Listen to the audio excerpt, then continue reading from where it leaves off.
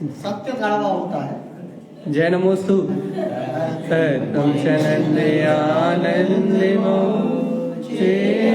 नंद परमिताते पदवेन्द्र पौ नमियो शेत शोभा गुरु श्री गोपति रुई गोपति ज्ञान सहका आरण तरण समर्थ मुनि गुरु संसार ब्रह्म ज्योतौ चिन्वरी अर्थ है जो है विनाश भव जो ममल ज्ञान पर लो देखो गुरु को धन को साची को वरदान।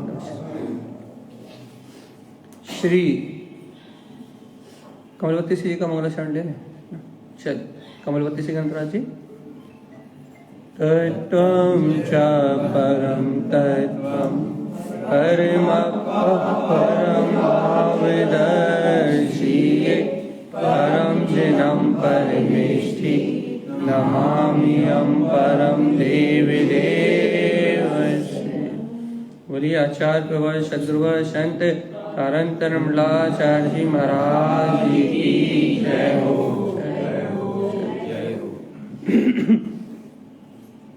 एक साथ मंत्रोच्चारण करेंगे सभी।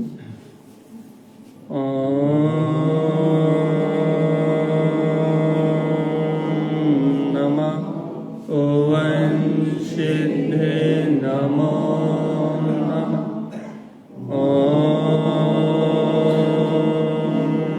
नमः ओं सिद्धे नमो नमः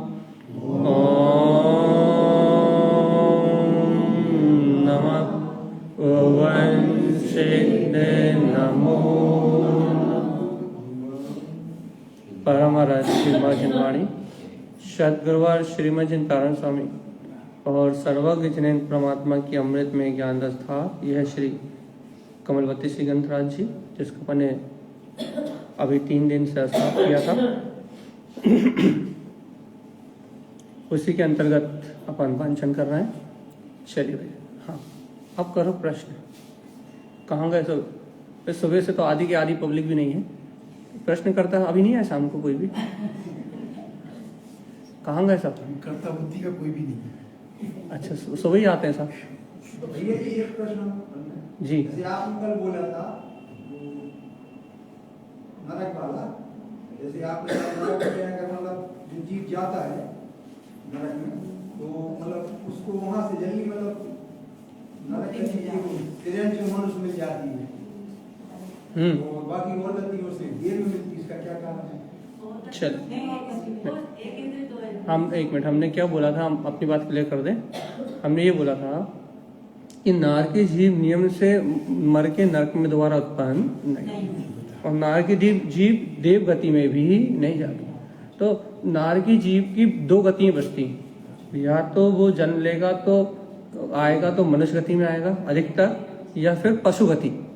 तिर्यंश भी नहीं, तिर्यंश में तो 1 इंद्रिय 2 इंद्रिय 3 इंद्रिय 4 इंद्रिय स्थावर का निगोद सब आ जाएगा। पशु गति मतलब हाँ 5 इंद्रिय पर्याय में ही आएगा। और हमने ये बात इसलिए कही थी कि हम कर रहे थे काय की चर्चा, अपकाय तेज काय की चर्चा कर रहे थे। तो हमने ये कहा था कि जीवात्मा क्या बोलते हैं, वो नार की तो नरक में कसाय कर रहे हैं, और नरक में कसाय करके वो तो निकल के यहाँ आएंगे। हमने ये बोला था कि तुम तेज काय में चले गए, अग्नि काय के जीव बन गए, तो भाई नार की तो फिर भी नरक से निकल के मनुष्य गति पाके वो अपना कल्याण कर लेगा, या तिर्यंश गति पाके अपना सम्यक दर्शन नरक में भी कर लेगा या यहाँ भी कर लेगा। लेकिन यदि अग्नि काय के जीव बन गए अपन, तो वहां तो सम्यक दर्शन होने का कोई कारण ही नहीं। 1 इंद्रिय पर्याय हो गई कि नहीं हो गई? और 1 इंद्रिय पर्याय हो गई तो फिर महा से मुक्त होने का कोई साधन ही नहीं। इस अपेक्षा से कहा था कि नारकी का तो फिर भी काम बन जाएगा, संगी पंचेंद्रिय पना, और लेकिन यदि अपने स्वभाव को भूल के अपने आत्मा का विस्मरण करके यदि स्थावर काय में चले गए तो भैया वहां से काम बनने का मार्ग भी खत्म। करना क्या है? तो बात इतनी सी है कि निगोदिया और स्थावर का एक ही चीज है कि अलग अलग अलग, निगोदिया भी एक इंद्रिय है, अच्छा लेकिन निगोदिया जीव का क्या है, निगोद में जो जीव है वो एक सांस में 8-10 बार मतलब 18 बार जन्म मरण करता है। कौन सा निगोदिया जीव? जो लब्ध पर्याप्तक होता है। लब्ध पर्याप्त मतलब अपर्याप्तक कहते हैं इसे, जिसकी पर्याप्ति पूरी नहीं होती वह अपर्याप्तक दशा में जीव कोई सी भी गति में हो तो एक सांस में वो कितने बार जन्म मरण करता है? 18 बार। और लेकिन स्थावर काय का जीव क्या है भैया? स्थावर काय की अपने पढ़ी थी ना, अंतर मुहूर्त के मध्य में 12,024 बार, 12,024 बार। तो मरण में कितना अंतर है? ये 1 सेकंड में 24 बार जन्म मरण कर रहा है। कौन? निगोदिया, लब्ध पर्याप्त। और स्थावर वाला जीव वो कितना कर सकता है भैया? अधिकतम 12,024 बार। और वनस्पति काय वाला तो 18,036 बार। तो यहाँ निगोदिया में और एक इंद्रिय में क्या अंतर है भैया? निगोद से निकलना दुर्लभ में दुर्लभ है। अपन पढ़ते ना छिड़ाला में, दुर्लभ में दुर्लभ है। निगोद से निकलकर एक इंद्रिय तन पाना, एक इंद्रिय स्थावर काय होना दुर्लभ है। क्यों दुर्लभ है भैया? अच्छा बताओ। निगोद से निकलना महादुर्लभ है। अनंत जीव, नित्य निगोदिया जो जीव है वो कभी निगोद से निकले ही नहीं। और नित्य निगोदिया मतलब जो अभी तक निकले नहीं, और उनमें से ऐसे अनंत जीव हैं जो कभी निकलेंगे भी नहीं। इसलिए कहा, क्या कह रहे हैं? सुनाई दे रही कि नहीं? नित्य निगोद में जितनी भी जीव राशि है वो भव्य जीव राशि, अभव्य नहीं होते। तो निगोद में जितनी भव्य जीव राशि है वो सारी राशि, उसमें से बहुत सारी नहीं, उसमें से अनंत राशि ऐसी है जो कभी भी निगोद को छोड़ के बाहर नहीं निकलेगी। भव्य है सारे।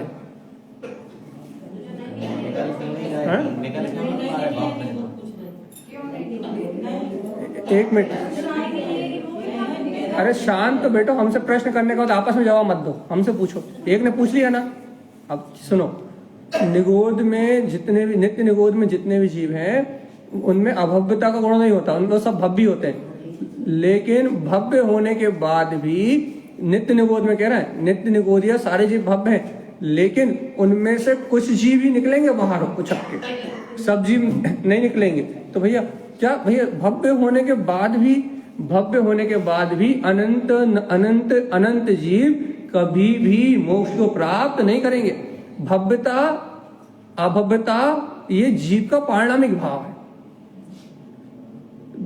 ऐसा नहीं है कि भव्यता का गुण है अपने अंदर में तो इसका भव्यता गुण है, भव्यता का पारिणामिक भाव है अपने अंदर में, तो इसका मतलब ये नहीं कि भव्यता प्रकट भी हो जाए, ऐसी कोई गारंटी नहीं। अपन इस बात का बहुत बहुमान करते हैं ना कि हम भव्य हैं, हम भव्य हैं, हम भव्य। निगोद में, नित्य निगोद में जितने भी जीव हैं वो सारे भव्य हैं। इतर निगोद में भव्य और अभव्य दोनों हैं, और बाकी सारे स्थावर आदि काय में महाभव्य अभव्य दोनों हैं बाकी सब में। लेकिन नित्य निगोद में तो मात्र भव्य ही है। लेकिन सोचो तो, भव्य होने के बाद भी, मान लो मैं भव्य हूं, लेकिन भव्य होने के बाद भी मुझे सम्यक दर्शन ज्ञान चाहे प्रकट हो जाए, जिन मार्ग की श्रद्धा हो जाए, जिन कुल का विश्वास हो जाए, ये भी दुर्लभ में दुर्लभ है। भव्यता कोई बड़ी बात नहीं है। अभव्य को तो भाव भी नहीं आएगा, जिन वाणी का समागम भी नहीं मिलेगा, जिन भगवान की श्रद्धा भी नहीं होगी। अभव्य तो इन सब से बहुत दूर है भाई। किस कारण से नहीं निकलेगा भव्य होने के बाद?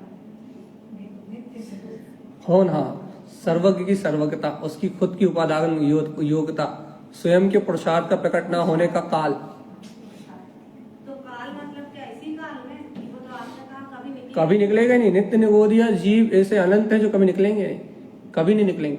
नित्य निगोद कभी खाली होने वाला, अरे अपन कितना पढ़ते हैं, कितना बार पढ़ते हो कि इस अनंत नित्य निगोद से 6 माह 8 समय में मात्र 608 जीव निकलते हैं। वो 608 जीव है कितने से?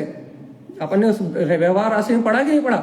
व्यवहार राशि में आलू के एक तिनके में इतनी सी एक बिंदु बराबर, उसमें एक शरीर में, उसमें नहीं, उस बिंदु में तो अनंत शरीर है, उस एक शरीर में इतने जीव हैं, कितने जीव हैं? जितने पूर्व में सिद्ध हो चुके, जितने व्यवहार के जितने काल निकल चुके, जितने काल के समय निकल चुके, उसके अनंत भाग में इतने जीव हैं। ऐसा कहते हैं ना कि यदि उस एक बूंद में से वो जो इतना सा हिस्सा, एक शरीर, क्या कह रहे हैं, जितने समय निकल चुके उतने, क्या कहना चाह रहे हैं, उसमें से एक जीव राशि की कमी नहीं हुई अभी तक, इतने सिद्ध होने के बाद एक जीव भी कम नहीं हुआ। एक शरीर में जितने जीव हैं अभी तक, जितने काल के समय निकल गए, इतने समय निकलने के बाद भी उस एक शरीर से एक जीव की कमी भी नहीं हुई। इसका मतलब ये बताओ कि कितने निगोदिया जीव हैं? अनंत। उस एक शरीर में अनंत है।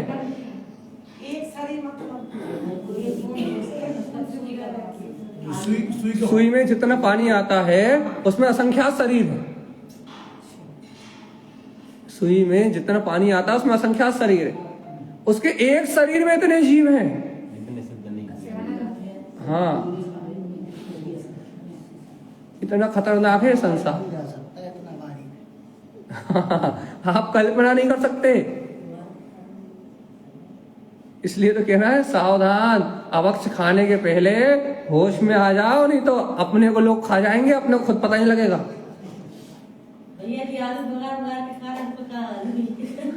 अपनी आलू हो जाए, चिंता न कर। तो इसलिए सावधान। ये जिनेन्द्र भगवान की वाणी और भगवान का उपदेश इसलिए है कि अपने को अंतर से चैतन्यता तो आए। हम जीव को जीव तो मानो भगवान जी, और जीव को जीव मान के जीव पे अनुकंपा तो करो। अरे जीव को जीव मान के जीव पे अनुकंपा नहीं करोगे तो अनादिकाल से भटक रहे हो और अनंत काल तक भटकते रहो। इसलिए बार बार अपन 24 खाना जी का वांचन अपन सुबह कर रहे हैं, तेज काय अब काय का ये वांचन हो इसलिए रहा है कि अपने को पता लगे कि इन कायों में जीव है, अपने जैसे इन निकायों में, इन शरीरों में सब में जीव है और अपने समान है। तो लेकिन देखो तो सिर्फ अपनी चैतन्यता को ना जानने से, या वो निगोदिया जीव, नित्य निगोदिया, क्या अपराध है उनका? अरे उनकी होनहार ना होने से, भवता का गुण भी है, लेकिन होनहार ना होने से उन्हें मां से निकलने का अवसर ही नहीं मिले। अब जब नित्य निगोद से बाहर नहीं निकलेगा तो फिर मोक्ष की तो बात दूर की। ये होनहार की बात क्या सिर्फ नित्य निगोद में होगी कि कोई भी भव्य जीव जिसकी होनहार है वो फिर क्या वो पुरुषार्थ भी करेगा तो भी वो मोक्ष नहीं जा सकता? यदि भव्य है और पुरुषार्थ करेगा तो नियम से मोक्ष जाए। और होनहार नहीं होगी तो होनहार, हाँ, यदि आप ऐसा कह रहे हो, इस सर्वज्ञ की होनहार मतलब होता है सर्वज्ञ की सर्वज्ञता। इस सर्वज्ञ की सर्वज्ञता में यदि किसी भव्य जीव की मुक्ति नहीं है तो वो इस ओर का पुरुषार्थ ही नहीं करेगा। और यदि पुरुषार्थ भी करेगा तो अज्ञान भ्रम बस पुरुषार्थ करेगा। मतलब वो कैसा पुरुषार्थ करेगा?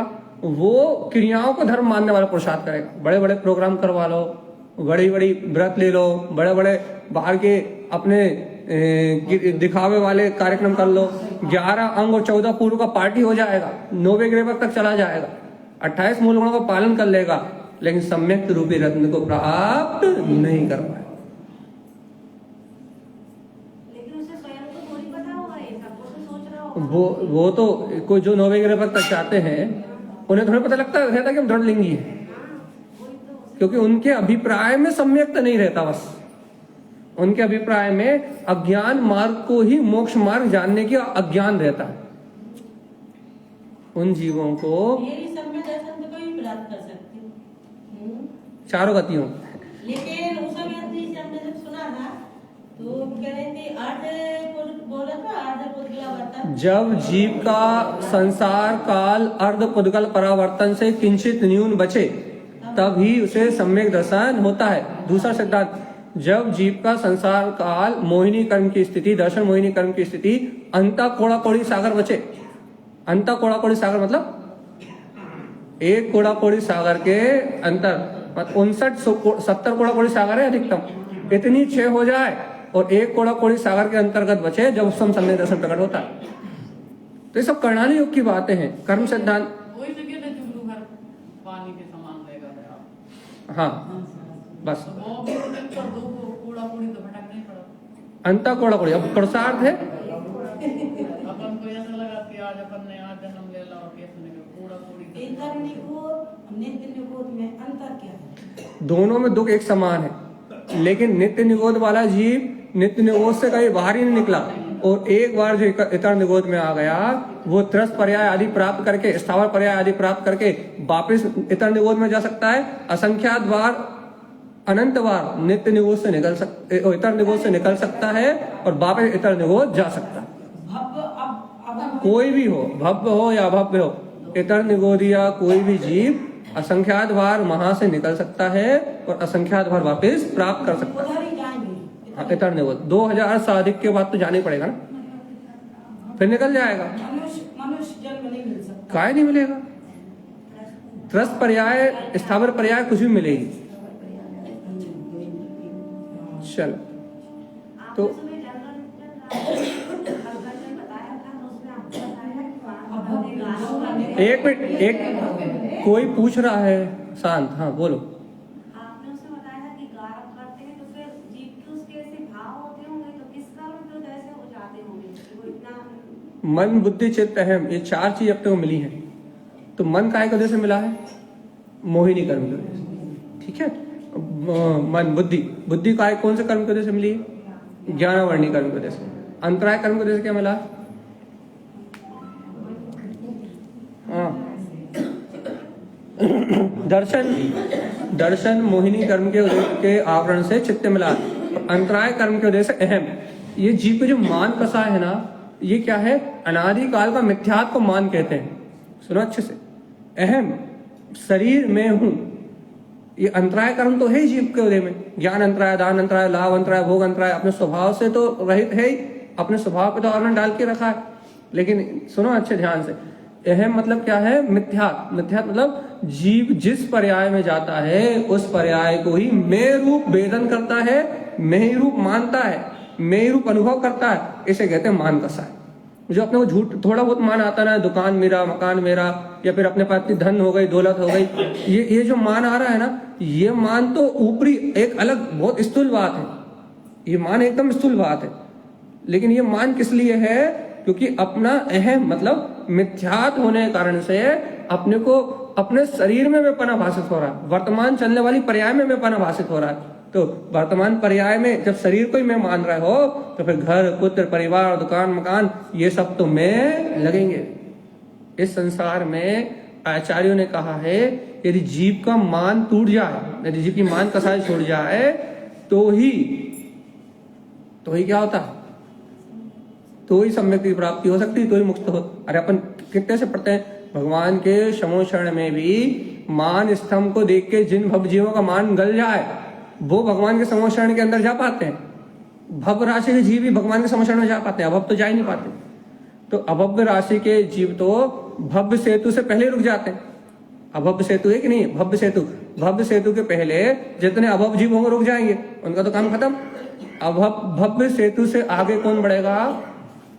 जिसका मान गलेगा, जिसका अहंकार टूटेगा, और जिसका अहंकार छूटेगा वो परमात्मा की वाणी सुनने के लिए, भगवान के दर्शन करने के लिए अंदर पहुंच पाए। हमको नहीं पता भव्य सेतु कहाँ है।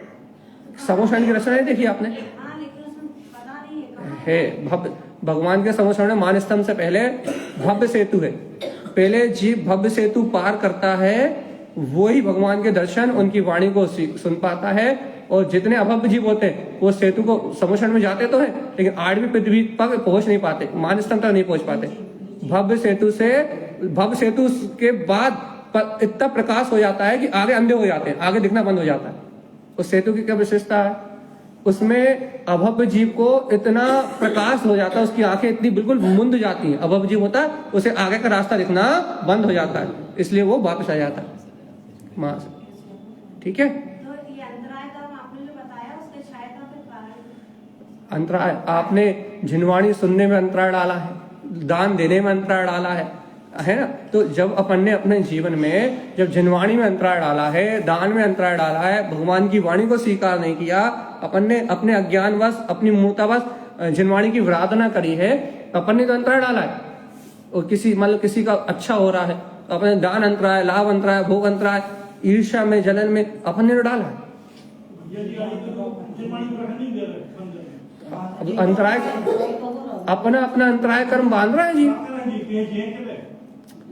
देखो भैया, जैसी करनी वैसी बात, जो जो करेगा उसका फल से मिलेगा। तो अपनी बात क्या चल रही है कि जब तक अपन मान कसाय के वशीभूत रहेंगे, तो सारी बात अपने अहम की है। जब अपन वही बात तो कर रहे हैं ना, जब तक जीव के पास मिथ्यात है, जब तक जीव को पर पर्याय में अपनापन भाषित हो रहा है, पर पर्याय को जब तक जीव मैं मान रहा है, तब तक उसके जीवन में अपना स्वरूप स्वीकार होने वाला। पहले स्वीकार तो करो। अरे अच्छा एक बात बताओ, तारण स्वामी कितनी अच्छी बात कह रहे हैं कि ये सारा पहाड़ का पर्याय परिणाम नहीं कर्माधीन, लेकिन जीव को स्वभाव की रुचि तो हो, रुचि तो हो, तब तो सही और गलत में अंतर जाने कि सत्य क्या है, असत्य क्या है, न्याय क्या है, अन्याय क्या है। क्योंकि जब तक अपने को स्वयं तत्व की रुचि नहीं है तो अपन अंतर कैसे जानेंगे बता। अच्छा आपको ये निर्णय करना है अमित भैया सही है या नहीं है, उनका श्रावक का आचरण सही है कि नहीं है, उन्हें अच्छा बोलना आता है कि नहीं आता, उनकी तत्व चर्चा में कोई काम की बात रहती कि नहीं रहती, आपको ये निर्णय करना है। कैसे करोगे? जब आपको पता तो हो, तब आपको पता तो हो कि श्रावक का आचरण होता कैसा है, उस चीज का ज्ञान होना, श्रावक का आचरण होता क्या है, पढ़ने के लिए ज्ञान होना, हाँ उपादेय शक्ति क्या है, आत्मा की अनुभूति क्या है, सम्यक दर्शन क्या है। जब आपको नॉलेज होगी कि अमित भैया में वो क्वालिटी है कि नहीं है, जब आपको पता होगा श्रावक के जो गुण होते हैं वो है कि नहीं है, तब तो आप निर्णय कर पाओगे भैया। नहीं तो आधे लोग तो हमारे नाम से वो बाहर से भग जाते हैं कि इनके प्रवचन हो रहा है, अंदर मत घुसो। क्यों? समझ में नहीं आएंगे, सुनने की रुचि नहीं, समझ में नहीं आएंगे। सीधा सिद्धांत है हमारा नाम मतलब बाहर।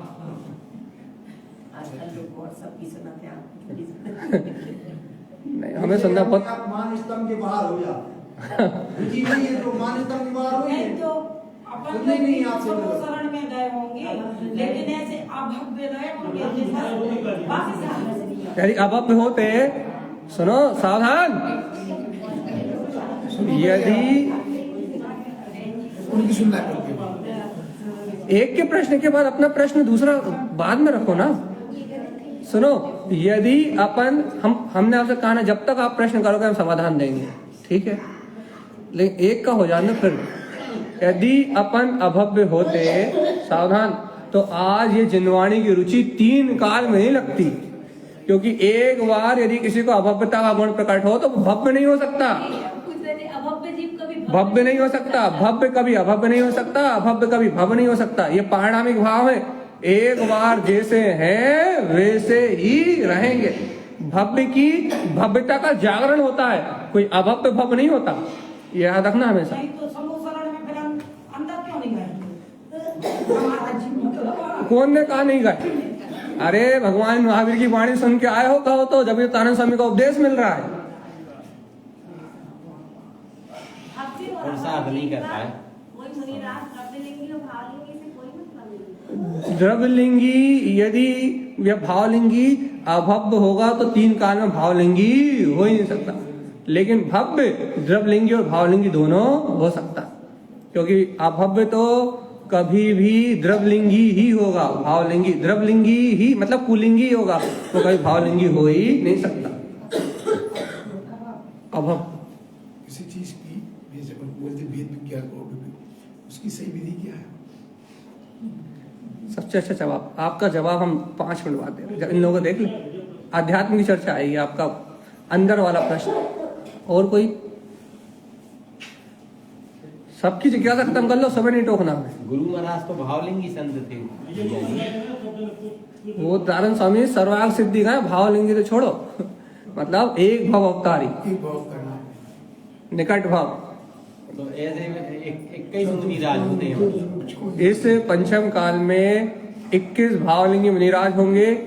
इस बात का बहुमान करो कि इस पंचम काल में पहले भावलिंगी मुनिराज आचार्य श्रीमद जिन तारण स्वामी है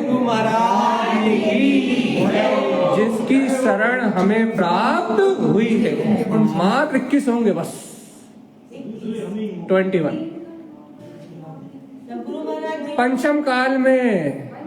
अभी वर्तमान पंचम काल में अवधि ज्ञानी मुनिराज हर 500 साल बाद हर 850-900 साल बाद एक, तो हर 850-900 साल बाद एक भावलिंगी वीतरागी संत का जन्म इस पंचम काल में होगा। पंचम काल के अंत तक, अंत में 4 बचेंगे, 2 श्रावक, 1 मुनि, 1 अर्जी का, बस।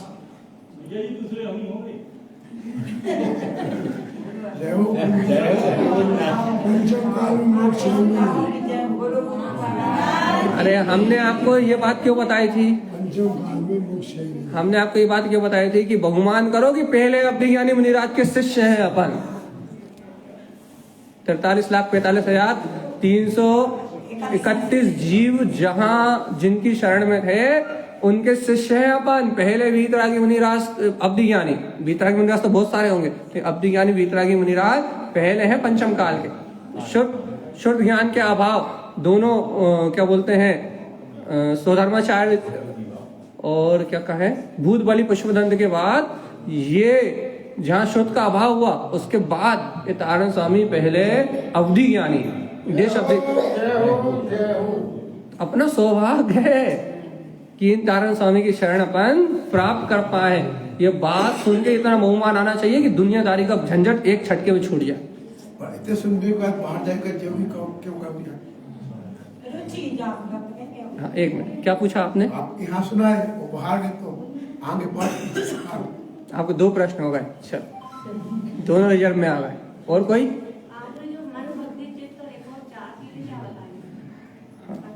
आपके दोनों प्रश्न आध्यात्मिक गए, इसलिए आपको दोनों तरफ रोक दिया हम। अभी लौकिक अपन जानकारी वाले प्रश्न ले रहे हैं, ठीक? मन, बुद्धि, चित्त और अहम, 4 चीज बताई। मन मतलब क्या है? देखो बहुत अच्छे ध्यान से सुनो। बोले देखो, मन मतलब क्या है? मन क्या है? क्षयोपशम का विस्तार। सावधान, जैसा बोले वैसे याद करना है। मन क्या है? जीव के क्षयोपशम का विकास मन है। मतलब जब जीव का मोहिनी कर्म, अच्छा सुनो, जब जीव का मोहिनी कर्म पुण्य उदय से, जीव के पूर्व के स्वभाव के निमित्त से जब वो छटा तो जीव को मन रूप विचार करने की स्वतंत्रता मिली, अर्थात मोहिनी कर्म का क्षयोपशम मन है। जब जीव का मोहिनी कर्म का आवरण नित्य निरोध के बराबर नहीं रहा, इतर निरोध के बराबर, 1 इंद्रिय के बराबर नहीं रहा, 2 इंद्रिय से भी बड़ा, 3 इंद्रिय से भी बड़ा, 4 इंद्रिय से भी बड़ा, 5 इंद्रिय से भी बड़ा, और जब जीव संगी पंचेंद्रिय हुआ, अति से पुण्य प्राप्त किया, जब जीव के मोहिनी कर्म का क्षयोपशम मन योग वर्णा को ग्रहण करने का हुआ, उसका नाम मन। अब बुद्धि क्या है? जब जीव के ज्ञानवर्णी कर्म का क्षयोपशम एक शॉर्टकट में मोहिनी कर्म की पर्याय मन, मोहिनी कर्म की पर्याय मन, ठीक? शॉर्टकट। चल, अब ज्ञानावर्णी कर्म के आपने बोला कि मोहिनी कर्म के क्षयोपशम से जब मतलब कम हुआ तो वो फिर कम और कम मोहिनी, जब मोहिनी कर्म का क्षयोपशम जब बढ़ा, मतलब क्षयोपशम बढ़ा, यानी मोहिनी कर्म का आवरण घटा और पुण्य योग से मन की स्वतंत्रता मिली। अब इस मन को प्राप्त करके जो जीव मोहिनी कर्म का नाश कर देगा, मन का नाश कर देगा, सम्यक दर्शन को प्राप्त कर लेगा, तब वो मोहिनी कर्म पूर्णतः क्षय होके ये जीव अतीन्द्रिय, दिव्य अतीन्द्रिय आत्म चेतना रूप सिद्ध दशा को प्राप्त कर लेगा, अरिहंत दशा को प्राप्त कर लेगा। सम्यक दर्शन मात्र उपाय, ठीक है? आप पता है कि ज्ञानावर्णी दर्शनावर्णी समझाएं कि छोड़ दें? अच्छा, तो ज्ञानावर्णी कर्म के क्षय जब ज्ञानावर्णी कर्म का क्षयोपशम जीव का 1 इंद्रिय, 2 इंद्रिय, 3 इंद्रिय, 4 इंद्रिय पर्याय से बढ़ता बढ़ता संगी पंचेंद्रिय पर्याय में आया, तो उसके निमित्त से जीव को मिली बुद्धि, निर्णय करने की शक्ति। ध्यान रखना, यदि अपन असंगी होते और अपना ज्ञानावर्णी कर्म का क्षयोपशम अक्षर के अनंत में भाग होता तो क्या आज निर्णय कर पा रहे थे कि मैं आत्मा हूँ, शरीर नहीं, ये खाना चाहिए, नहीं खाना चाहिए, ऐसे चलना चाहिए, ऐसे नहीं चलना चाहिए, ये यहाँ दुख है, यहाँ सुख है, ऐसा निर्णय कर पा रहे थे क्या? तो आज जब वो ज्ञानावर्णी कर्म का क्षयोपशम बढ़ा और आवरण भाव छटे, तब आज बुद्धि की प्राप्ति हुई है। चित्त ये क्या, जब दर्शनावर्णी कर्म का अंतराय छटा। अच्छा बताओ, मान लो यदि अपन निगोरिय होते, निद्रा कौन सी होती? दर्शनावर्णी कर्म का यदि स्त्यान गिद्धि आदि अभी जो निद्रा यहाँ होती है, वहां तो पूर्ण मूर्छा होती, पूर्ण निद्रा होती, जीव वहां जन्म ले रहा होता और मरण कर रहा होता। तो आज क्या अपने को चित्त मिलता? तो अपने को आज चित्त मिला है तो दर्शनावर्णी कर्म का क्षयोपशम है, अंतराय कर्म का क्षयोपशम है। इसलिए आज अपने को क्या बोलते हैं, ये अहम जो अपन में चिल्ला रहा है ना, मेरा घर, मेरा दुकान, मेरा मकान, ये पर पर्याय में अहम बुद्धि रख के बैठे हैं। ये अहम क्यों मिला अपने को? क्योंकि आज मन बुद्धि चित्त अहम, ये चार चतुष्टय इसलिए मिले हैं क्योंकि इन कर्मों की अनुकंपा है व्यवहार से, निमित्त अपेक्षा। इन कर्मों की अनुकंपा है, और इन कर्मों की अनुकंपा क्यों है? क्योंकि पूर्ण में देव योग से देवी योग कहे, देव योग से, देव योग मतलब तुम्हारे स्वयं के परिणामों की विशुद्धि से, भगवान की भक्ति, जिन्हें भगवान के समुषण या कोई सत्संग के निमित्त से तुमने शुभ परिणाम करे थे। पुण्य योग, देव योग उसी को कहते हैं। पुण्य योग से जो तुमने शुभ परिणाम करे थे, इसके फल स्वरूप आज ये बहिरंग चार चतुष्टय, जैसे अंतःकरण का नाम देते हैं, मन बुद्धि चित्त हम अपने को प्राप्त हुए हैं। ये कर्मों की अनुकंपा है। और कितनी देर के लिए है? 50 साल, 60 साल, 70 साल, 80 साल, एक आध भाव स्वर्ग चले गए या नरक चले गए तो 10, 20, 50, 100 साल, 2, 4, 5, 10 सागर, 20 सागर, कुछ सागरों तक। लेकिन भगवान जी उसके बाद ये कर्मों की दया खत्म हो जाएगी और अपना जीव फिर एक इंद्रिय, दो इंद्रिय, तीन इंद्रिय पर्याय में चलाए। इसलिए तो कह रहा है क्षयोपशम मिला है, कल्याण में उपयोग कर लो, और नहीं तो मन बुद्धि चित्त अहम भी नहीं मिलेंगे। अपनी रोज यही बात चल रही ना, अभी अपने को वर्तमान में क्षयोपशम मिला है तो इसका उपयोग कर लो, नहीं तो मन भी नहीं मिलेगा, बुद्धि भी नहीं मिलेगी, अहम भी नहीं मिलेंगे। जिसके बल पर अपन इतरा रहा है ना, जिन मन के इंद्रिय विषयों के बल पे, 5 इंद्रिय विषय भोगों के बल पे जिसके लिए अपन इतरा रहा है ना, अहंकार कर रहा है, ये भी दुर्लभ में दुर्लभ है मिलना। तो ये आज कैसे मिल गई? भगवान जी यदि जिस पुण्य की वजह से आज मिली है, तुम पूर्व में पलट के देखो तो मनुष्य गति कैसे मिलती है? अल्प परिग्रह जिसने किया हो, अल्प आरंभ, अल्प परिग्रह, अल्प भोग, कसाय विषय भोग की वासनाओं से रहित जो जीव अल्प आरंभ परिग्रह सहित मरण करता है, उसी को मनुष्य गति प्राप्त होती है। या तो इसलिए मनुष्य गति मिली है, और या तो फिर तुम नरकों में अपने पूर्व के पाप काट के आ रहे हो, इसलिए तुम्हें मनुष्य गति मिली है। नरकों में या तो तुम भयानक वेदना भोग के आए हो, अति वेदना को, अपने पूर्व कर्म को काट के आए हो, या तो इसलिए तुम्हें मनुष्य गति मिली, या तो तुमने पूर्व जीवन में संयम किया है, उस भाव से तुम्हारा बंध भाव बना है, संयम ही जीव रहे हो, इसलिए तुम्हें मनुष्य गति मिली है। ये जैसे इस भाव में करेंगे तो अगले भाव में मिलेगी देव गति, ये सम्यक्ति हो गए तो। हाँ, चारों का अनादिकाल से, चारों का ही क्षयोपशम है। अरे क्षयोपशम मतलब देखो, क्षयोपशम मतलब मन बुद्धि चित्त अहम क्षयोपशम है, और संगी पंचेंद्री है। और यदि कोई निगोरिया जीव भी है, सुनो अच्छे से, यदि कोई निगोरिया जीव भी है तो भी उसके पास क्या मोहिनी कर्म का उदय नहीं है, लेकिन कम क्षयोपशम है। क्षयोपशम घटता है और बढ़ता है। देखो हम एक छोटी सी कहानी सुनाए, समझ में आए तो साइड में बैठे लोग अच्छे समझो जरा कि जीव, सुनो ध्यान से, जीव का विकास क्या है, अच्छे सुनो। जीव का विकास क्या है? जीव का बढ़ता हुआ क्षयोपशम ही जीव का विकास है। एक इंद्रिय पर्याय में ज्यादा आवरण रूप ज्ञान था तो ज्यादा दुखी था, 2 इंद्रिय पर्याय में थोड़ा ज्ञान बढ़ गया तो थोड़ा ज्यादा सुखी हो गया, 3 इंद्रिय पर्याय में और बढ़ गया तो और सुखी हो गया, 4 इंद्रिय में, 5 इंद्रिय में, और आज संगी पंचेंद्रिय होने के बाद तुम्हारे पास बड़ा क्या है ये बताओ? सिर्फ विचार करने की शक्ति तो बड़ी है ना, ज्ञान ही तो बड़ा है ना। क्षयोपशम मतलब जानने देखने की, इच्छा करने की, विचार करने की, चाहने की, सुख चाहने की, भोगों विषयों में प्रवृत्ति करने की इच्छा तो ही तो बड़ी है ना। आप इच्छा बड़ी हुई मानते हो, मतलब मन का विकास ही तो हुआ है ना। और हुआ क्या? आवरण कम हुआ है और हाँ, ज्ञानावर्णी रचनावर्णी अंतराय आदि कर्मों का आवरण घटा है। और अपना जो पुण्य योग से आवरण घटने के कारण से आज अपन संगी पंचेंद्री है, तो एक इंद्री से 5 इंद्री तक घटा क्या है? आवरण घटा है, बस 6 संबड़ा। लेकिन हाँ, ये इसलिए ऐसा कहते हैं क्योंकि मोहिनी कर्म ही कर्म निमित्त में कारण है। ज्ञानावर्णी दर्शनावर्णी अंतराय आदि इन कर्मों से कर्म तो बंद तो होता है, लेकिन मोहिनी कर्म अर्थात बिना कसाय के और बिना मिथ्यात के कर्म बनते नहीं है। इसका उदाहरण क्या है? 12वें गुण स्थान में 6वें गुण स्थान में मोह का क्षय होने के बाद अंतर मुहूर्त में बाकी 3 घातीय कर्म क्षय हो जाते हैं, उसके बाद कर्म बनते नहीं है।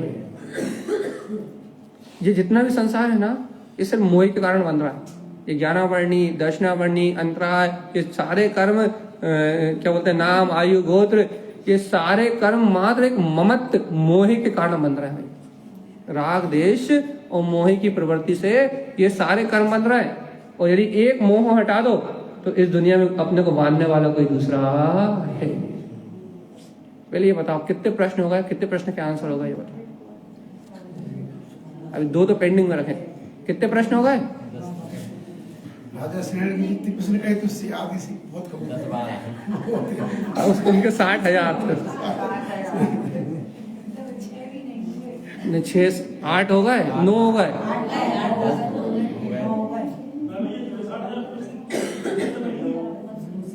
अभी फिलहाल यहाँ इस समय कोई भी ऐसा शास्त्र नहीं है जहां वो पूरे 60,000 प्रश्न लिखे हों। कुछ मिलते हैं 1000-2000 प्रश्न, ठीक है। तो भाई जिज्ञासा समाधान अपनी बंद हो गई कि नहीं हुई? तो इनके प्रश्नों का जवाब दे दें। अभी नहीं हुई। हाँ चलिए, देखो धीरे धीरे अच्छे से सुनो। कसाय की मंदता तो अज्ञानी जीव को भी हो सकती। देखो मंदता में और 6 में अंतर है। कसाई की मंदता मतलब कोई जोर से नहीं बोलता, कोई अच्छे से चलता है, कोई अच्छे से बोलता है। या फिर आपने देखो गाय वगैरह, ये गाय वगैरह त्रियंग गति के जो जीव हैं, कितनी शांत प्रवृत्ति, कोई मार दे, कोई एक्सीडेंट हो जाए, कुछ भी हो जाए, तो इनके कसाई की तीव्रता नहीं देखी जाती। तो इसका मतलब क्या है? सम्यक दृष्टि है क्या ये सब? तो कसाई की मंदता जो है वो बुरी चीज नहीं है, वो अच्छी चीज है। उससे जीव के जीवन में समता परिणाम रहते हैं, लेकिन उससे मोक्ष का कोई संबंध नहीं है। क्यों? क्योंकि कसाय की मंदता के साथ मिथ्यात्व का अभाव होना अनिवार्य है।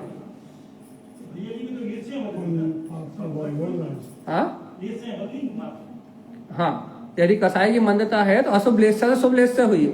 तो लेस्या संसार परिणाम है, लेस्या संसार परिणाम है। अरे शुक्ल लेस्या तक हो जाती है। नोवे ग्रेवक में जाने वाले जो द्रव्यलिंगी हैं उनको शुक्ल लेस्या तक हो जाती है, लेकिन शुक्ल लेस्या होने के बाद भी मुक्ति नहीं मिलती। मुक्ति कैसे मिलती है? तो आप जाने सेलन भैया के प्रश्न के ऊपर भेद ज्ञान से।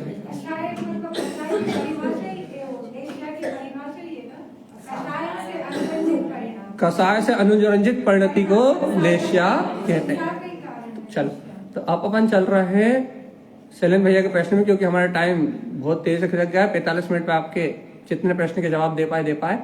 अब उनका सारभूत आखिरी प्रश्न उनके इसलिए छोड़ दिए थे क्योंकि उनके प्रश्न आध्यात्मिक थे, बाकी सारे जानकारी वाले प्रश्न थे। तो उनका ये कहना है कि मंदिर से बाहर जाते ही, यहाँ तो आपकी बात सुनी, घबराहट भी हुई, चोट भी लगी, ऐसा भी लगा कि मनुष्य भाव बहुत दुर्लभता से मिला है। और जब इतनी दुर्लभता सुनी इतने प्रश्नों के माध्यम से, तो ऐसा भी लगा कि अपना कल्याण करना चाहिए, अपना मुक्ति का मार्ग बनाना चाहिए। ये सब बात तो लगी, लेकिन बाहर जाते क्यों भूल जाते, बदल क्यों जाते तुरंत? बाहर जाते ही ये सब सपाट क्यों हो जाता है? बाहर जाते बाहर की दुनिया को दिखने लगती है। उनका ये दूसरा प्रश्न था, पहले वाले को बाद में ले रहा है, दूसरे वाले को पहले लेना। तो भाई बाहर ऐसा क्यों होता है? पता हो भैया, कोई पता है बाहर ऐसा क्यों होता है?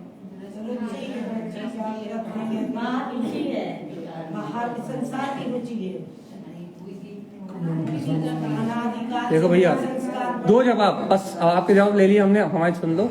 दो कारण है भैया। एक कारण तो यह है, ये जीव अनादि काल से संसार में रहा, तो और अनादि काल से संसार में रहने के कारण इस जीव के संस्कार हैं, संसार में रचने के, पचने के और यहाँ रहने के। तो क्या होता है कि जैसे इस जीव के संस्कार है, उन संस्कारों में तुरंत ढल जाता है। एक जवाब आया कि नहीं आया आपका? पहला जवाब क्या गया कि अनादि काल से ये जीव संसार में रहा है, तो इसकी संगति संसार की है। तो संसार की संगत होने से, मिथ्यात्व सहित होने के कारण से ज्ञानावर्णी, रचनावर्णी आदि का संस्कार है। संस्कार मतलब क्या होता है? जल्दी बताओ, संस्कार की परिभाषा अनु बोलो, हजारों बार बताइए। संस्कार किसे बोलते हैं?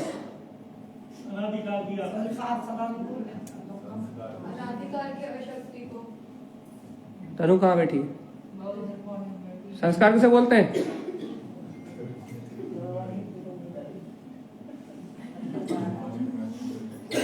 हजारों बार बताइए प्रवचन में। और कौन सुनता है? सभी और आप भी सुनते हो ना। संस्कार किसे कहते हैं? सुनो अच्छे से, अच्छे सुनो। ज्ञानावर्णी, दर्शनावर्णी, अंतराय, मोहिनी कर्म की शक्ति का नाम ही संस्कार है। ये जो घातीय कर्म है, इन्हीं को संस्कार कहते हैं। जो जीव के घातीय कर्म है, इन घातीय कर्म का नाम ही संस्कार है। तो जीव के चित्त में ये जो घातीय कर्म है, इनका संस्कार पड़ा अपने को। वो क्या करना है अपने को? इन संस्कार के कारण जीव बहुत सहजता से अपने ज्ञान पे, दर्शन पे, अपने सुख पे, अपने अनंत सुख पे आवरण डालने वाले परिणाम में तत्काल रत हो जाता है। बताओ, अपन यहाँ से बाहर निकलेंगे और अपन अपनी चेतना को भूलेंगे तो अपने को अनंत संसार में दुख होगा कि नहीं होगा? अनंत दुर्गति में जन्म मरण करेंगे नहीं करेंगे? लेकिन इन घातीय कर्म के इतने गहरे संस्कार हैं कि हम खुद बुद्धिपूर्वक संसार के विषय में रम के अपनी आत्मा का भाव मरण करते हैं निरंतर। ये संस्कार कहलाते हैं। तो क्या करते हैं कि जीव को आत्मघाती संस्कार है। कौन संस्कार है? इन्हें कहते हैं घातीय कर्म। आत्मघाती संस्कार है, मतलब जीव स्वयं अपने सुख को, अपनी शांति को, अपने आनंद को, अपने पूर्ण वैभव को, अपनी पूर्ण शक्ति को भूल के अपने ऊपर स्वयं आवरण डाल के बैठा हुआ। ये जीव की आदत है भैया, लत।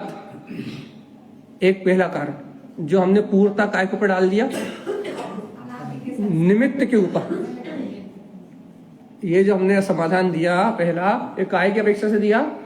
कर्मों को निमित्त बना के, कि जीव को अनादिकाल के संस्कार हैं, इन संस्कार के कारण जीव आसानी से यहाँ भगवान की बात सुनता है, अच्छी लगती है, रुचि भी है, फिर भी उसके बाद भी बाहर जाके भूल जाता है। ये उनके लिए था जिन्हें तत्व की रुचि है। ये पहला जवाब रुचिवंतों के लिए। और भैया जो सिर्फ टाइम पास करने के लिए कभी कभार प्रवचन में आ जाते हैं, अब भैया जी यहाँ हैं तो मजबूरी में ही बैठे हुए हैं, जिन्हें स्वाध्याय की कोई रुचि नहीं है, उनके लिए जवाब यह है भैया, जीव को तत्व की रुचि नहीं है। जीव को तत्व की रुचि नहीं है। आत्मा की बात सुन ली, वो तो सुन ली, स्वाध्याय कर लिया तो कर लिया, प्रवचन हो रहा है तो बैठ गए। आत्मा से कोई लेना देना नहीं है, भगवान आत्मा से कोई लेना देना नहीं है, मुक्ति से कुछ लेना देना नहीं है। अब भैया चलती हुई रहट में कभी सुन लिया दो चार शब्द तो सुन लिए, और नहीं सुना तो नहीं सुना। जीव को उसकी रुचि ही नहीं है, और जब तक जीव को रुचि की कमी है तब तक उसे घर में आत्मा की याद रहने वाली नहीं। क्यों? सुनो तो, क्योंकि संसारी सत्य प्रतीत होता है ना, संसारी सत्य प्रतीत होता है ना, घर पुत्र परिवार। बताओ झूठ लगते हैं क्या? पता। अच्छा, जब अपन बच्चों को भोजन कराते हैं झूठ लगता है क्या? जब अपन नोट गिनते हैं तिजोरी में, जो झूठ लगता है क्या? जब बड़े ताल लगाते हैं तिजोरी में, जब लगता है कि ये कभी छूट जाएगी, जब अपन मकान बनवाते हैं बढ़िया सोने चांदी हीरे मोतियों के बड़े बड़े जब महल बनवाते हैं, तब ऐसा किसी को विचार आता है कि 25 साल बाद 50 साल बाद इससे छोड़ के हम चले जाएंगे? ऐसा कोई विचार करता है? कोई नहीं करता।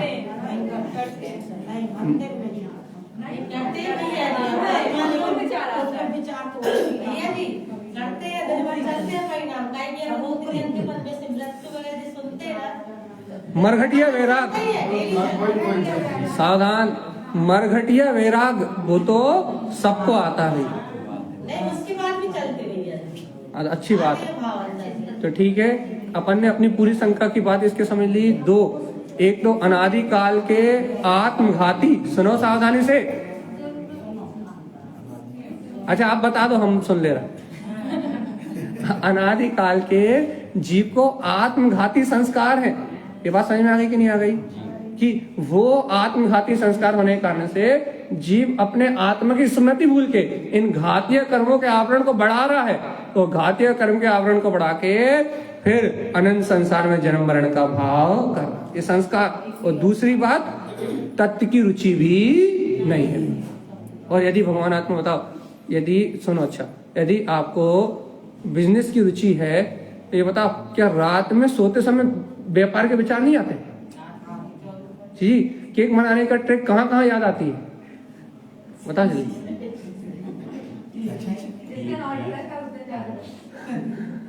ऑर्डर रहता है तो याद आती है, और ऑर्डर नहीं भी हो तो केक की नई नई डिजाइन, केक के नए नए टेस्ट और केक के नए नए फ्लेवर सपने में भी याद रहते हैं भगवान जी।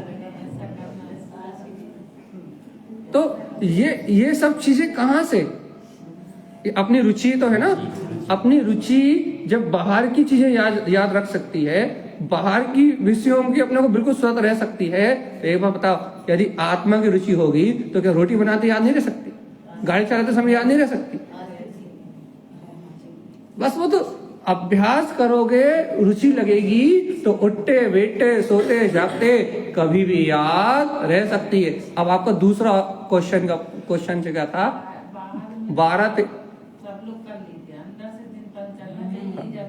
13-14 प्रश्नों में से एक प्रश्न और बहुत बढ़िया था कि बाहर जाते भूल जाते के साथ उसके पहले कि भेद ज्ञान कैसे करें। अब ये है बड़ी चीज, अंतिम आज का सेशन का आखिरी प्रश्न और आखिरी जवाब, क्या कि भेद ज्ञान कैसे करें। देखो भैया, अब हम आपको भेद ज्ञान कैसे करें सिखाएं थोड़ा सा कि भेद ज्ञान कैसे करें, मतलब दो को दो कैसे माने। ये आत्मा, कानन स्वामी के अपन ने गाथा पढ़ी थी कि नहीं पढ़ी थी?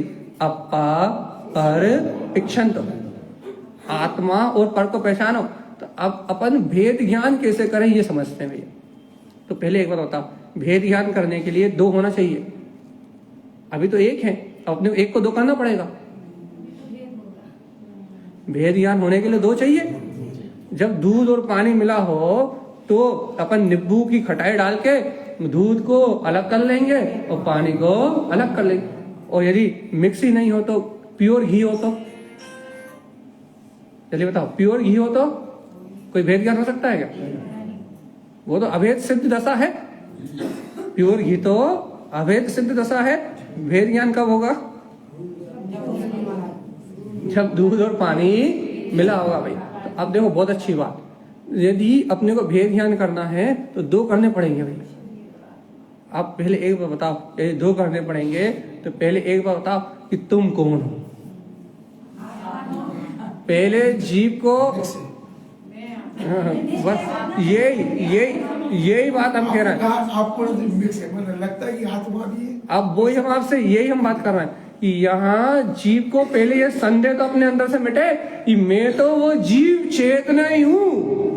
पहले जीव के अंदर से निशंकता का भाव तो आए कि मैं वो परम ज्योति स्वरूप, परम ज्ञान स्वरूप, जिसे अरिहंत सिद्ध भगवान कह रहा है, मैं वो ज्योति ही हूँ। तब जीव को लगेगा कि ये पुद्गल का व्यवहार, ये खाना पीना, ठंडी गर्मी, भूख प्यास, बोलना बताना, सुनना समझना, चलना फिरना, उठना बैठना, ये सारी जड़ की क्रिया है। और इस जड़ की क्रिया के बीच में अनुभव करने वाली वो चेतना है। जीवात्मा जब तक अपने चैतन्य स्वभाव की गहरी स्वीकारता नहीं होगी, अर्थात जब तक तुम अपने आत्मा के अस्तित्व को स्वीकार नहीं करोगे तब तक भेद ज्ञान नहीं होगा। तो एक बात याद रखो भैया, अस्तित्व, अपन ने बात कही थी अहम की, जब तक अपना मैंपना, मैं स्वभाव हूं, जब तक स्वभाव का अहम नहीं जाएगा आपको कि मैं जीव आत्मा चेतना हूं, जब तक अपने स्वभाव की अस्थि कि मैं ही वो सिद्ध स्वरूपी आत्मा हूं, जीव हूं जो पूर्ण सुखी है, जब तक अपने चेतन स्वभाव की अस्थि नहीं होगी अर्थात स्वीकारता नहीं होगी, तब तक भेद ज्ञान नहीं होगा। भेद ज्ञान करने के लिए दो चाहिए। जब तक यही मानते रहोगे कि शरीर का कर्ता मैं हूं, दुनियादारी का काम करने वाला मैं हूं, ये सारे दुनियादारी के प्रपंच मेरे द्वारा ही हो रहा है, ये राग देश सहाय में मैं ही परिणमित हो रहा हूं, जब तक संश्लेष संबंध मतलब कर्मों का और आत्मा का एक क्षेत्र का परिणमन चल रहा है, एक स्थान पे आत्मा और ये शरीर परिणमित हो रहा है, एक स्थान पे परिणमित हो रहा है, लेकिन दोनों एक है क्या? ये एक साथ परिणमित हो रहा है, इसलिए कहते हैं पर्याय दृष्टि संसार का कारण है। ये आत्मा और शरीर दोनों एक साथ परिणमित हो रहा है, लेकिन दोनों एक है क्या? बस भैया, जब तक हर स्थिति में चाहे सो रहे हो, चाहे खा रहे हो, चाहे पी रहे हो, चाहे जाग रहे हो, जब तक हर स्थिति में अपने स्वभाव के अस्तित्व की स्वीकारता नहीं होगी, अस्तित्व मतलब कि मैं तो वो जीव तत्व ही हूं, जब तक भगवान की वाणी का श्रद्धा नहीं होगा तब तक अजीब मेरे से सर्वथा भिन्न ही है, भेद ज्ञान कभी नहीं होगा। भेद ज्ञान के लिए आपके पास शरीर तो दिख ही रहा है कि शरीर संयोग, भेद ज्ञान करने के लिए आपके पास घर है, दुकान है, मकान है, गाड़ी है, बंगला है, चलने वाले घर के प्रति जो राग के भाव होते हैं, देश के भाव होते हैं, कसाय के भाव होते हैं, ये सब भेद ज्ञान करने के लिए होते हैं। अच्छा बताओ, आपको क्रोध आता है तो क्रोध काहे के लिए आता है? कि क्रोध में सामने वाले से कुछ भी कह दो, क्रोध में सामने वाले को मार दो, क्रोध में सामने वाले का अनिष्ट कर लो या अपना अनिष्ट कर लो। क्रोध इसलिए आता है या क्रोध इसलिए आता है जीवात्मा अनंत काल से क्रोध कर लिया और मैं क्रोध करने वाला नहीं हूं, ऐसा स्वीकार करके अपने आप को क्रोध कसाय से मुक्त करो। किस लिए आता है गुस्सा? किस लिए आता है? किससे पूछ रहे हैं? किससे पूछ रहे हैं बताओ पहले, गुस्से के बारे में किससे पूछ रहे हैं? मत तीन लोग ऐसे बैठे हैं जो गुस्से वाले हैं। अब तीनों को पता है कौन है। तो गुस्सा किसको तेज आता है? तो जब तक देखो भैया, यहां गुस्सा अब इनने नाम लिया, हमने नहीं लिया किसी का नाम, तीन लोग हैं वहां, एक नहीं है। तो क्या कह रहे हैं कि ये गुस्सा किस लिए आता है, क्रोध के परिणाम क्यों आते हैं? आप तो ये बताओ।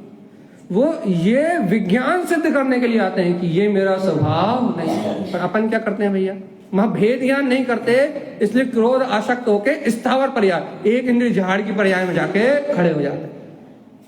यह है विज्ञान। लोभ किस लिए आता है?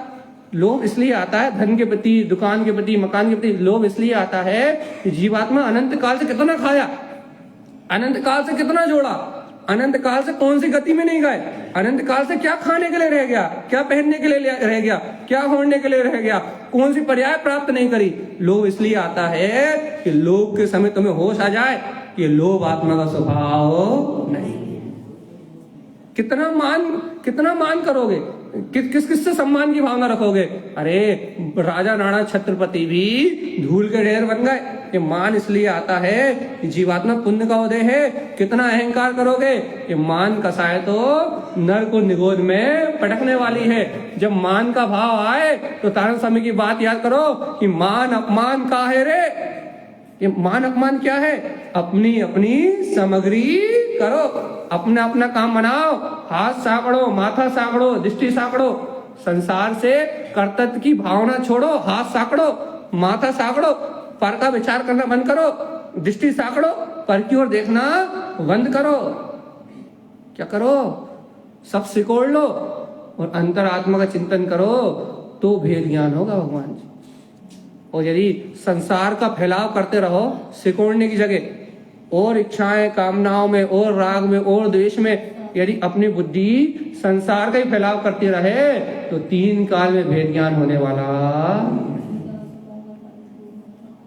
भेद ज्ञान पूछा था हमने, भेद ज्ञान कैसे हो? तो भैया भेद ज्ञान ऐसे होगा जैसे हम बता रहे हैं आपको कि जब जो अज्ञान परिणाम आए, जो अज्ञान परिणाम चले, भूख लगे तो भोजन के पहले एक बार विचार कर लो क्या क्या नहीं खाया, कितना खाया। हम ये नहीं कह गुलाब जामुन मत खाना, हाँ, लेकिन यदि एक बार भोजन में नमक कम हो जाए तो बिना नमक का भोजन खा के तो देखना कि कितनी आसक्ति, कितनी गृहता है इस जीव की कि एक दिन में बिना नमक का भोजन अंदर नहीं उतरता। तो अंतरात्मा को धिक्कार तो आएगा कि जीवात्मा नरक में कितना खाया। ऐसे भेद ज्ञान होता है जब आप कदम कदम पे जागोगे कि मैं जीव हूं और मेरा हित कैसे होगा, तो भेद ज्ञान होगा। और यदि मूर्छित बने रहोगे तो 3 काल में भेद ज्ञान नहीं होगा। जागना पड़ेगा भेद ज्ञान करने के लिए। सावधान अपनी में रहना। हाँ, श्राप का चार जी, सावधान अपने में रहना, यही श्राप का चार। तो सीधी बात, जब तक अस्तित्व को अर्थात मैं जीव ही, ये शरीर ही हूं, मैं अमित ही हूं,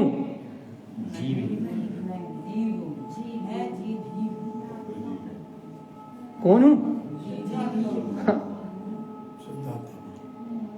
जब तक आत्मा के अस्तित्व को स्वीकार नहीं करोगे, चैतन्य की अस्थि को, ये चेतन आत्मा जब तक अपने चैतन्य की अस्थि को स्वीकार नहीं करोगे तब तक शरीर की नास्ति स्वीकार नहीं होगी। मतलब उद्गल मेरा नहीं है, धनपत परिवार मेरा नहीं है। जब तक स्वभाव की अस्थि नहीं होगी तब तक पर्याय की नास्ति नहीं होगी, और जब तक पर्याय कोई अपना मानोगे तब तक भेद ज्ञान नहीं होगी। क्योंकि भेद ज्ञान करने के लिए पर्याय दृष्टि छोड़नी पड़ेगी। मतलब हर कदम पे विचार करना पड़ेगा। पहले विचार में आएगा भैया, क्या विचार में आएगा?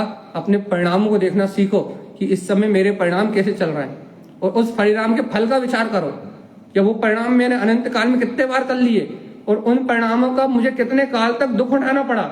जब उस परिणाम का, उस परिणाम का, उसका फल विचार करोगे तब भेद ज्ञान होगा। और भैया कर लो पाप का होते, कौन देख रहा हो, घर में छुप के कर लो। पाप करने का करना है कि नहीं करना है? अरे पाप करने है, झूठ बोलना है, मायाचारी करना है, घर में छुप के कर लो, किसी को बताओ मत। अरे तुम पूरी दुनिया से छुपा लो, लेकिन कर्मों से छुपना है क्या? पूरी दुनिया से छुपा लो, क्या अपने कर्मों से छुपना है क्या? तो जीवात्मा जब अपने कर्मों से नहीं छुपना तो फिर तो जैसे परिणाम करेंगे वैसा फल मिलेगा ही मिलेगा। इसलिए जीवात्मा सावधान, क्या करना है? आखिरी बात है, टाइम हो गया पूरा 1 घंटा। परिणामों की संभाल, भेद ज्ञान, परिणामों की संभाल तो अज्ञानी भी कर लेता है। अच्छा बता, आखिरी प्रश्न आपसे। अभी तक हमने आपके 10-12 प्रश्नों के जवाब दिए हैं, हमारे एक प्रश्न का जवाब आपसे चाहिए। परिणामों की संभाल अज्ञानी भी कैसे कर लेता है?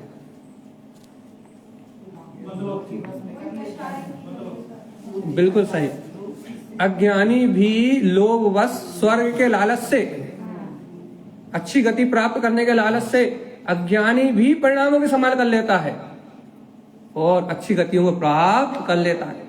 लेकिन परिणामों की संभाल जब मानी जाती है जब तत्व श्रद्धान सहित है, जहां स्वर्गों की लालसा ना हो, दुर्गति छूटने का भाव तो हो, लेकिन संसार की लालसा ना हो, जहां आत्म कल्याण की भावना प्रखर हो, सर्वोत्तम हो, निज तत्व को प्राप्त करने की भावना हो, वहां परिणामों की संभाल मानी जाती है।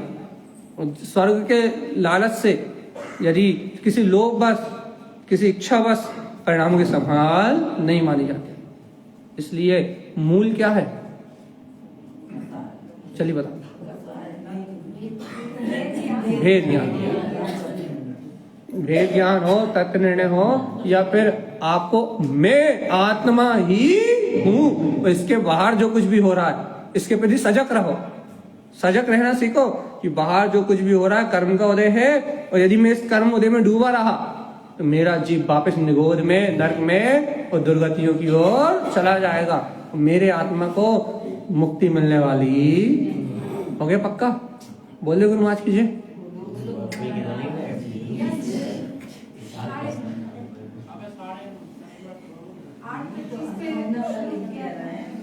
अभी आपने एक ही प्रश्न का उत्तर दिया है। 2 के दे दिए हमने आपके, भेद ज्ञान का भी दे दिया और पूरा 1 घंटा हो गया टनाटन। आप 10 मिनट और दे दीजिए, 10 मिनट और दे दीजिए। 9:30। चलो एक प्रश्न करो। आज तो प्रश्न उत्तर की श्रृंखला है। पूरे 1 घंटे से एक ही काम कर रहे हैं। पूरे 1 घंटा हो गया टनाटन, 1 घंटा को 60 मिनट सिर्फ प्रश्न उत्तर में। अच्छा, जो मान और सम्मान की जो भावना रहती है, चलो सावधान सुनो भैया। जी कहते हैं पंडित जी अपन में ऐसा नहीं हुआ, हमारा जी नहीं हुआ, वो नहीं हुआ। जो मान सम्मान की जो भावना रहती है, उससे कौन सी गति का बंद होता है? देखो भैया, बहुत अच्छे सुन लो। अपने को बहुत ये बात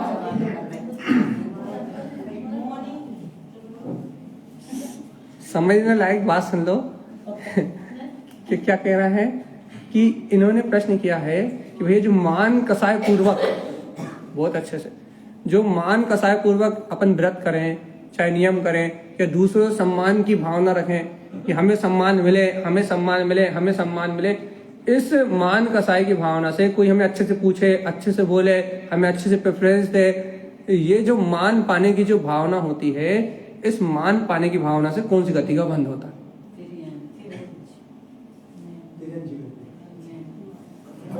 ऐसी क्या प्रश्न? अब देखो, जानते सब और मानते क्यों नहीं? अब भी यार एक मिनट अभी हमने आपकी बात, हमने जवाब ही नहीं दिया, इन लोगों ने जवाब दिया। तो अभी देखो यहाँ क्या कह रहा है, उस मान कसाय से कौन काय का बंध होता है? देखो भैया, अपन जीवन से जिनवाणी सुनते हुए आ रहे हैं। क्या सुनते आ रहे हैं भैया कि अहंकार बस, मान लो आपने लाखों का दान दिया, करोड़ों का दान दिया, आपने बहुत अच्छा काम किया, यदि आपने उसमें मान पाने की भावना रखी है, अपने यश की भावना रखी है कि हमें यश मिले, हमें सम्मान मिले, तो वो आपका जो कार्य है वो नियम से, चाहे वो व्रत हो, चाहे संयम हो, चाहे आपका प्रवचन करना हो, चाहे आपका कुछ बनाना हो, चाहे आपका कोई प्रभाव न करना हो, कोई सा भी कार्य हो, क्योंकि मान कसाय को गिना जाता है अशुभ में।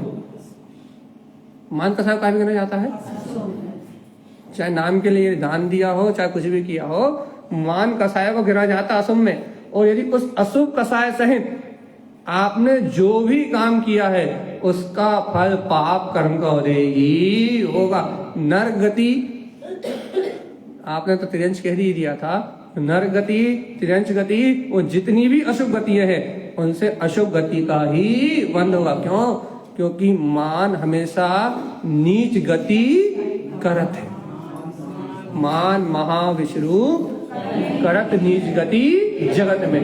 मान कभी भी सदगति कराने वाला नहीं है। जहां भी जाएगा महाजीव को दुर्गति में ही ले जाएगा। इसलिए ध्यान रखना भगवान जी। कार्य करने के बाद कोई बुरा कार्य हुआ, फिर उसके बाद प्रायश्चित होता है, ऐसा नहीं करना चाहिए, तो ये दुख होता है, तो ये फिर क्या कहना है? चलो एक प्रश्न का जवाब। यदि कोई अपन गलत कार्य घट जाए या कोई परिणाम यदि गलत आ जाए, यदि हम उसका प्रायश्चित कर लेते हैं तो तीन जवाब। पहला, यदि कार्य होने के तुरंत बाद यदि आप उसका प्रायश्चित कर लेते हो तो कोई भी कर्म की प्रकृति अंतर मुहूर्त तक बनती है।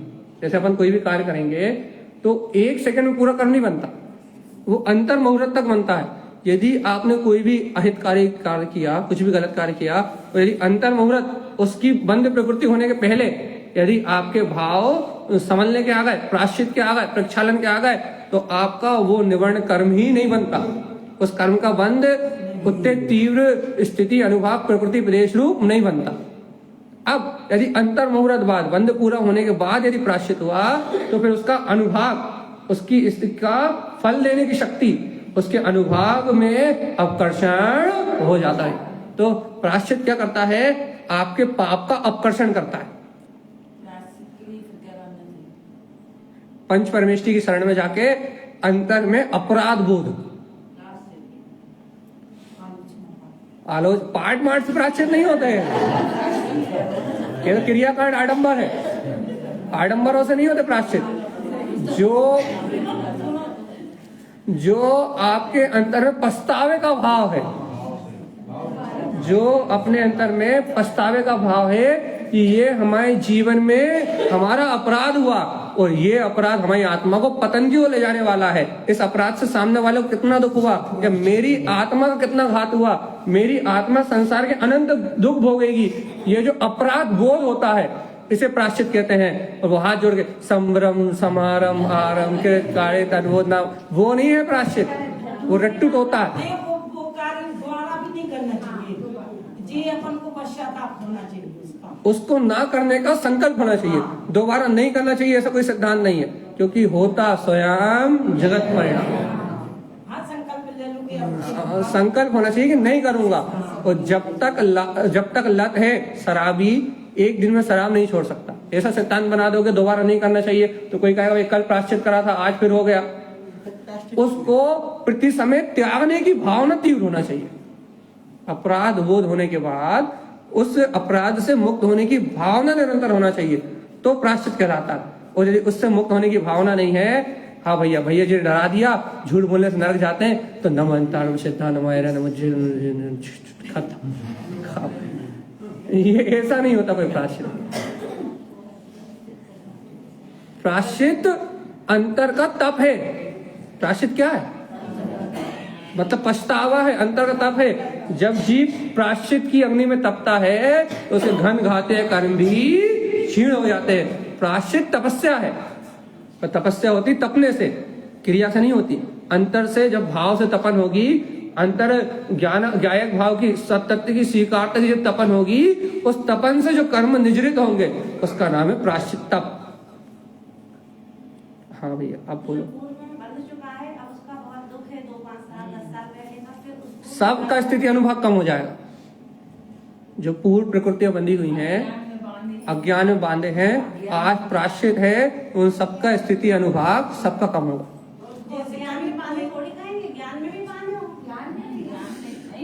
देखो सावधान, ज्ञान में बांधे, देखो भैया ज्ञान में बंधते ही नहीं।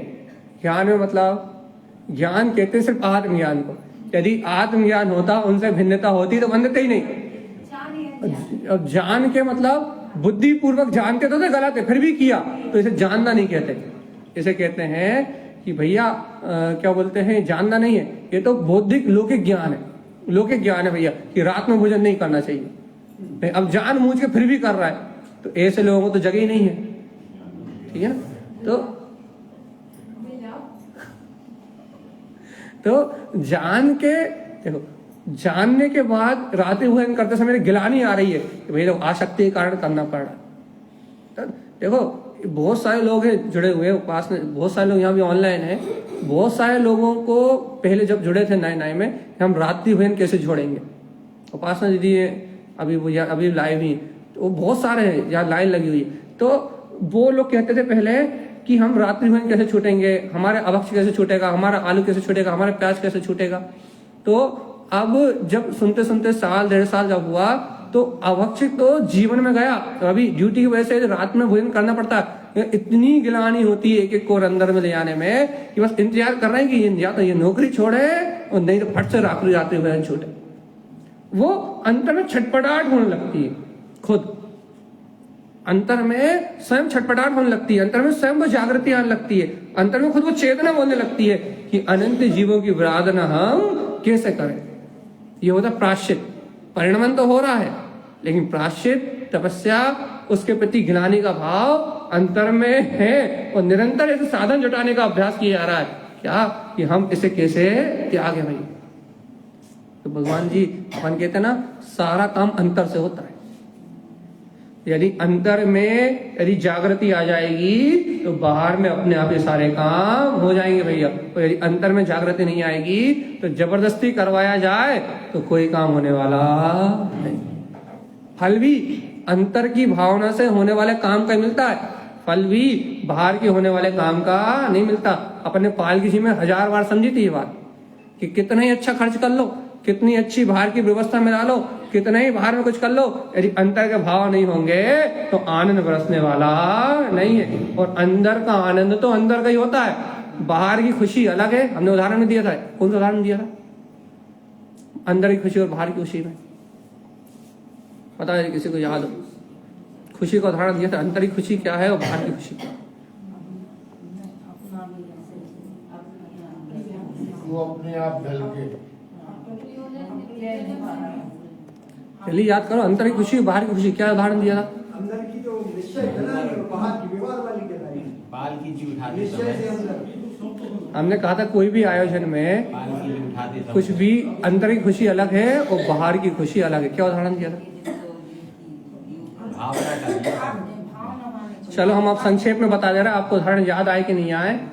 एक स्वारभूत बता रहे भैया, देखो बाहर की खुशी निमित्ताधीन होती है, शुभ भाव अशुभ भाव का, बाहर में धन मिल जाएगा तो बाहर की खुशी थोड़ी देर की होती है, 2 सेकंड की होती है, निमित्त मिलने पे सहयोग मिलने पे आती है और चली जाती है। लेकिन अंतर की जो खुशी होती है वो अभिप्राय जन्य होती है, अपने लक्ष्य जन होती है। और यदि वो तारण स्वामी की प्रभावना करने का भाव था अपने को, यदि गुरुदेव अपने अपने मोक्ष मार्ग का भाव था, अपने कल्याण का भाव था, मैं जीव हूं, यदि ऐसा स्वीकार हो गया तो ये खुशी जो होती है निमित्त आदि नहीं होती, ये सेल्फ होती है। और जो अंतर की जो खुशी होती है उसके लिए बाहर की किसी वस्तु की आवश्यकता नहीं पड़ती, वो सहज होती है और एक बार होती है तो फिर छूटती नहीं। इसलिए शाश्वत प्रसन्नता को ग्रहण करो, हमेशा खुश रहो। कभी खुश हो जाते हो, कभी रोने लगते हो, ये नाटक नोटंकी कब तक? अपनी मन की पूर्ति हो गई तो नाचने लगे, और नहीं भाई तो होने लगे। ये संसारी है भैया, जो इष्ट अनिष्ट भाव में कभी हंसते हैं और कभी रोते हैं। लेकिन आत्मज्ञानी या भगवान के मार्ग को जानने वाला क्या करता है, उसको आत्मिक आंतरिक खुशी होती है। और वो जो अंतर की खुशी होती है, जो अंतर की प्रसन्नता होती है, वो कभी किसी के छीनने से नष्ट होती नहीं है। इसका हमने बहुत अच्छा लंबा उदाहरण देकर आपको समझाया था। अब आपको फ्लैशबैक में जाना पड़ेगा, अपनी मेमोरी को रिसाइकल करना पड़ेगा, तो वो आपको याद आएगा। 9:30 बज गए, बोलो श्री गुरु महाराज जय नमोस्तु।